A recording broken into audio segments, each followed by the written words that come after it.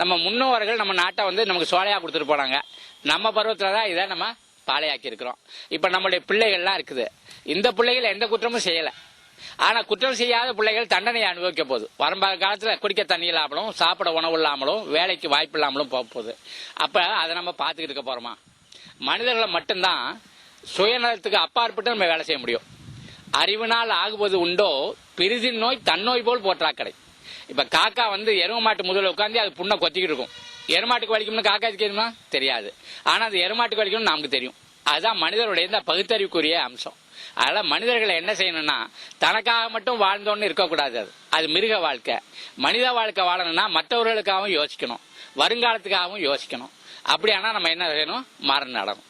அந்த ஷூமேச்சர்னு ஒரு ஆள், அந்த இங்கிலாந்து நாட்டுக்காரன், அவன் பரந்த அறிவுடையவன். அவன் புத்தரை பத்தி எல்லாம் படிச்சிருக்கான், காந்தி எல்லாம் படிச்சிருக்கான். அவன் நம்ம மேல அனுதாபப்பட்டு சொன்னான். என்ன சொன்னா, நீங்க எத்தனை பேர் குழந்தையில இருந்து முதியவர் வரல, ஆளுக்கு 5 மரம் நடணும், 5 வருஷத்துக்கு அதை காப்பாத்திடணும். அப்படியானா 5 வருஷம் கழிச்சு பார்த்தா அவங்க நாட்டுல 500 கோடி மரம் பழம் கொடுத்துக்கிட்டு இருக்கோம்.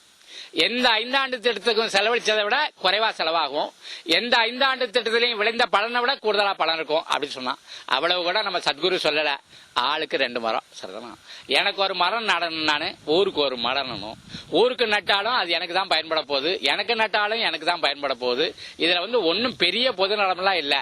ஆனா பொது நலம் அதுக்குள்ள பொதிந்து இருக்கிறது. அப்ப எனக்கு ஒரு மரம், ஊருக்கு ஒரு மரம். தமிழ்நாட்டில் 6 கோடி பேர் இருக்கிறோம். ஆளுக்கு 2 மரம் நட்டோம்னா 12 கோடி மரமாச்சு.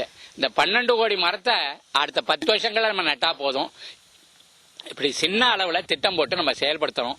அப்படியானா இந்த தமிழ்நாடு பாலையாகும்னு யாரெல்லாம் கணிச்சிருக்காங்களோ அவருடைய அந்த அறைகோல் இருக்குல்ல, அவருடைய எச்சரிக்கை அதெல்லாம் முறியடிச்சது மாதிரி இருக்கும். நாம மனிதர்கள்னு காட்டிக்கிறதுக்கு ஒரு வாய்ப்பா இருக்கும். தமிழர்கள், நாங்கள் மனிதர்கள், நாங்க வந்து எங்களுடைய எதிர்காலத்தை நாங்க வரையறுப்போம். நாங்க சின்ன பிள்ளையில இருந்து பகுத்துண்டு பல்லுயிர் ஓம்புதல் நூலோ தொகுத்தவற்றுள்ளெல்லாம் தலைன்னு சொல்லிக்கிட்டே வந்திருக்கிறோம். அதை நடைபடுத்த முறைப்படுத்துவதற்கு இந்த பசுமை கரங்கள் ஒரு வாய்ப்பா இருக்குது.